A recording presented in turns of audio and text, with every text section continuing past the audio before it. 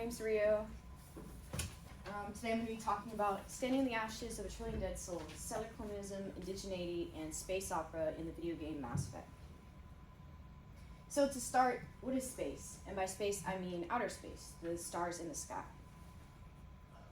So space can be the following things: celestial objects in a near vacuum, the physical universe beyond the Earth's atmosphere.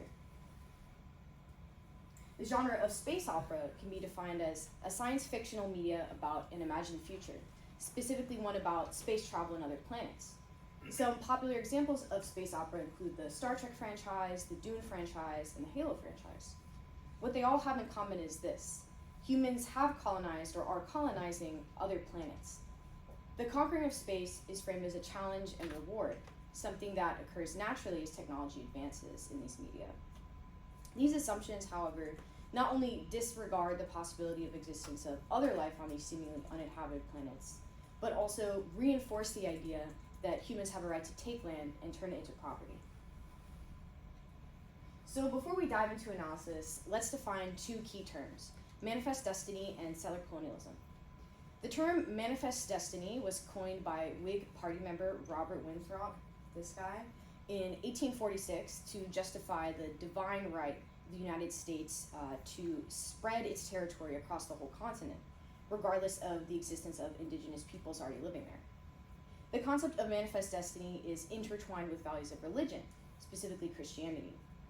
In space opera, the overarching goal of humanity is to colonize uninhabited planets in the form of claiming the planet's land and establishing a dominant human lifestyle and culture, just like manifest destiny but in space. Additionally, settler-colonialism, something that is not usually taught in most American schools, refers to the past and current active settlers, originally white Europeans, driving indigenous populations from their land in order to forcibly construct their own communities. Indigenous peoples are pushed off of their land, murdered, enslaved, and are coerced into settler society. Now let's introduce the game. So the Mass Effect trilogy is a video game series set in the 22nd century in which humans make contact with extraterrestrial species and are introduced to a hyper-advanced galactic society. The player character, Commander Shepard, is a member of a human military alliance called the Systems Alliance. So in the Mass Effect universe, humanity has seemingly ended all conflicts and come together in favor of a perfect space adventure. And humanity is tasked with uniting the Milky Way to combat the threat of an artificial intelligence called the Reapers from wiping out all sentient life. So the player accesses interstellar travel through the galaxy map as is shown here. I recorded this footage myself, shout out OBS Studio. So there are several layers to the map in increasing detail. Firstly, there's the overall galaxy of the Milky Way. Then there are clusters like the Hawking Eta, Argus Rho, or the local cluster where the Earth is located. Individual systems like the solar system. And finally, individual planets like Earth, Pluto, and Mars. Upon interacting with the planet, as you can see here, there are details shown in an infographic, including details like temperature, gravity, orbital period, and any historical points of interest relating to that world. The galaxy map establishes space as something to be owned. Cartography has always been a key constructor in establishing space as property. The player uses the galaxy map to travel to and from planets that are already colonized, are candidates for colonization, or are deemed as uninhabitable, yet otherwise empty. Thus, this is my thesis statement. Mass Effect erases real-life racial violence to create a fantasy of a unified humankind as justification for space settler-colonialism. The player is taught to normalize this fantasy through gameplay, using a spaceship to explore the conquerable universe, siphoning resources from apparently empty planets, and being rewarded for exploration with lore, focusing on glamorizing the colonizing species of the game while ignoring the indigenous species. My paper talks about the mechanics of spaceship flight, resource extraction, and on-the-ground exploration in Mass Effect, but for the purposes of this presentation, I'm going to be focusing specifically on the information that is rewarded to the player through exploring planets on the spaceship. Now let's look at some examples of the informational entries available to the player when they access different planets. Each informational entry crafts a universe in which settler-colonialism is humanity's benevolent goal. It does so with the following rhetoric. It evaluates planets' worth based on their habitability and resource availability, and through describing the role of governments and corporations in creating initiatives that further colonization. This first example, Eden Prime, is actually the first planet that the player character can land on in the game. It's described as an idyllic agrarian world well suited for importation of Earth native life. Note that Earth is the native and the natural here, and it is being imported to a strange new world. The world is described in reference to Earth, how similar it is to Earth, and how it can be manipulated to be more like Earth, better than whatever it was before. And if we look at the name of Eden Prime, we can be reminded of manifest destiny. The divine right to colonize has its roots in Christianity. Eden Prime is just Eden, but in space. European colonization used religion to justify itself, and Mass Effect replicates that. This next planet, Terra Nova, is an example of a planet that's valued for its mineral wealth. Looking at the name again, New Earth, it asserts that if this planet ever had a name before, it doesn't matter. It's only New Earth, Earth 2, Earth the sequel now, just more Earth-owned land.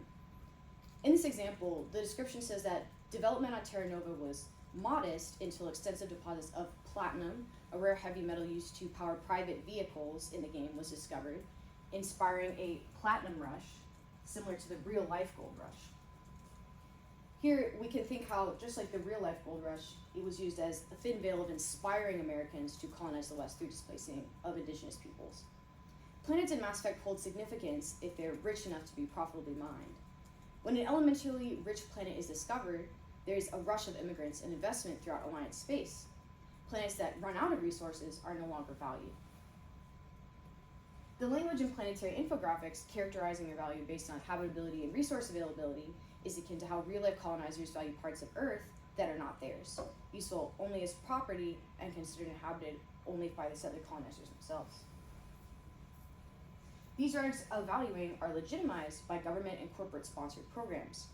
One such company, Gstudies, touts its primary purpose to be planetary colonization. It establishes human colonies and provides funding for the colonies to survive. Here's the main mission planet of Pharos, upon which lies Zeus Hope, a pilot colony founded by Gstudies with the outward-facing goal of furthering humanity's manifest destiny. This planet, colony, and company are particularly interesting because they not only epitomize how corporations legitimize the project of colonization, but also highlight how colonization is intertwined with capitalism, a system that is harmful to both indigenous populations and the colonists themselves. Here's a picture of the colony of Zeus Hope. As we can see, it is lacking proper infrastructure. And here's a screenshot of a conversation with a colonist. He says, Gstudies specializes in colonization. In return for bankrolling the economy, we work for them. The colony, we work for them. Later, it is revealed that the true purpose of Gstudies founding this colony was to research an untamed species called the Thorian, which they did through illegal experimentation on their own colonists. Here, the perfect picture of settler-colonialism is shattered. Gstudies throws away their own people to further a corporate goal. What was advertised as good for all of humanity was indeed good for only some. Finally, governments, both human and extraterrestrial, have programs that sustain settler-colonialism. The planet of Casbin, which has the potential to host sapient life, is designated a sanctuary world by the Citadel Council, the leading governing body in all the Mass Effect universe. The Citadel Council is made up of the 3 most advanced species in the game, Reed having the largest military fleets, the most colonies, and the most advanced technology, meaning that not only is their authority absolute, but if anyone tries to land on this designated sanctuary world, any disturbance of the fragile young ecosystem will result in harsh fines and imprisonment. In summary, planet informational entries espouse settler colonial rhetoric with the examples of divine right to habitability, being materially beneficial, and being governmentally and corporately protected. Additionally, the mechanic of space exploration via player navigation of the galaxy map crafts the agenda that outer space is to be claimed by humanity for property. Using these rhetorics to develop world building in the informational entries of planets, players are rewarded for space exploration by being fed the game universe's strong belief in settler colonialism as furthering humanity.